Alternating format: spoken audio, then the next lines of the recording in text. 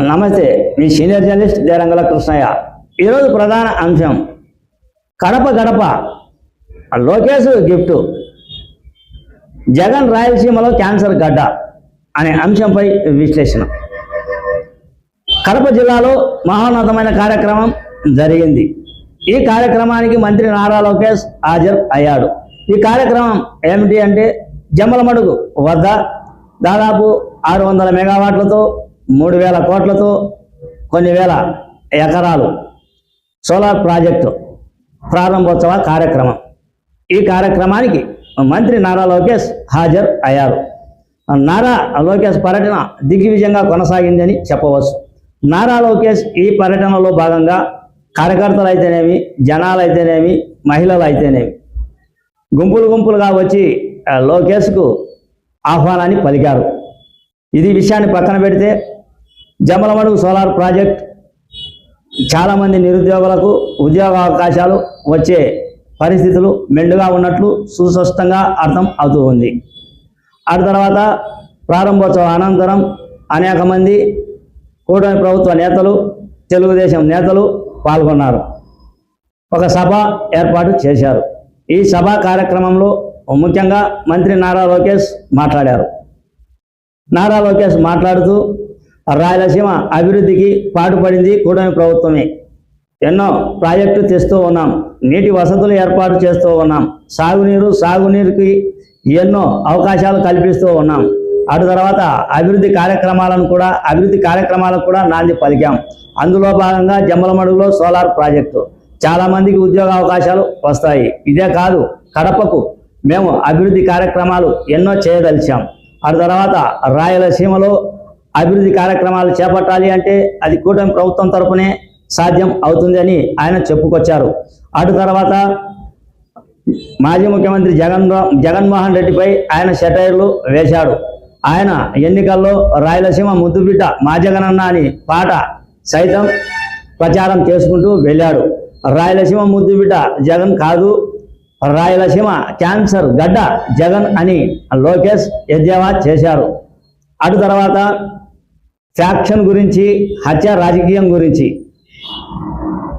దివంగత నేత వైఎస్ వివేకానంద హత్య విషయాన్ని ఆయన ఈ సభలో లేవనెత్తారు. ఇది ప్రతి సభా సమావేశాల్లో కూటమి ప్రభుత్వం తరఫున వివేకానంద హత్య లేవనెత్తడం రివాజుగా మారింది. అక్కా చెల్లెలను దూరం పెట్టాడు అంటూ, తల్లిని దూరం పెట్టారు అంటూ ఇది చెప్పుకోవడం కూటమి ప్రభుత్వానికి రివాజుగా మారినట్లు తెలుస్తోంది. ఏది ఏమైనప్పటికీ జగన్ను ఈ సభ సమావేశాల్లో ఎద్దేవా చేసినట్లు సుస్పష్టంగా అర్థం అవుతూ ఉంది. ఆ తర్వాత బీటెక్ రవి కొన్ని విషయాలను కూడా ప్రస్తావించినట్లు సూచనాప్రాయంగా తెలుస్తూ ఉంది. పులివెందుల తెలుగుదేశం ఇన్ఛార్జ్ అయినటువంటి బీటెక్ రవి ఈ సోలార్ ప్రాజెక్టు వల్ల చాలామందికి ఉద్యోగ అవకాశాలు వస్తాయి అని, అభివృద్ధి కార్యక్రమాలకు నాంది పలికినట్లేనని, ఇంకా కడప జిల్లాలో అభివృద్ధి కార్యక్రమాలు కొనసాగుతాయి అని సూచనాప్రాయంగా బీటెక్ రవి చెప్పుకొచ్చారు. అటు తర్వాత చాలామంది వక్తలు, అటు తర్వాత కూటమి ప్రభుత్వ నేతలు ఎంతోమంది కడప జిల్లా అభివృద్ధి బాటలో నడుస్తుంది అని వాళ్ళు అనేక రకాలుగా వ్యాఖ్యలు చేశారు. అటు తర్వాత కడప ఎమ్మెల్యే అయినటువంటి మాధవ్ రెడ్డి ఆమె బ్రహ్మాండంగా మాట్లాడినట్లు సుస్పష్టంగా అర్థం అవుతూ ఉంది. ముఖ్యంగా లోకేష్కు కొన్ని సూచనలు, సలహాలు ఆమె ఇచ్చినట్లు తెలుస్తూ ఉంది. అన్న, గతంలో ప్రభుత్వం రావడానికి ముఖ్య కారణం ఎంతోమంది కార్యకర్తలు, నాయకులు విశేషమైన కృషి చేశారు. వారిలో వీళ్ళు అన్న అని సభలో వాళ్ళ పేర్లను లేవనెత్తి వాళ్ళను పరిచయం చేసే విధంగా ఆమె ప్రయత్నం కొనసాగించారు. వీళ్ళతో లాస్ట్లో మనం సభ అయిపోయిన తర్వాత ఒక గ్రూప్ ఫోటో దిగాలి అన్న అని ఆమె లోకేష్కు సూచించగా లోకేష్ కూడా ఓకే అని సమాధానం ఇచ్చినట్లు తెలుస్తూ ఉంది. ఆ తర్వాత మాధవరెడ్డి మాట్లాడుతూ, ముఖ్యంగా వచ్చే కార్పొరేషన్ ఎన్నికల్లో కడప కార్పొరేషన్ ఎన్నికల్లో విజయడంక మోగించి లోకేష్కు గిఫ్ట్గా అందించనున్నట్లు ఆమె జోస్యం చెప్పారు. ఈ విషయం చెప్పగానే సభ అంతా కూడా చప్పట్లతో దద్దరిల్లిందని చెప్పవచ్చు. మొత్తం అంతా కూడా ఆనందంగా ఈ విషయాన్ని ఆనందంగా ఈ విషయాన్పై దృష్టి సారించినట్లు ఆ సభ మొత్తం తెలుస్తూ ఉంది.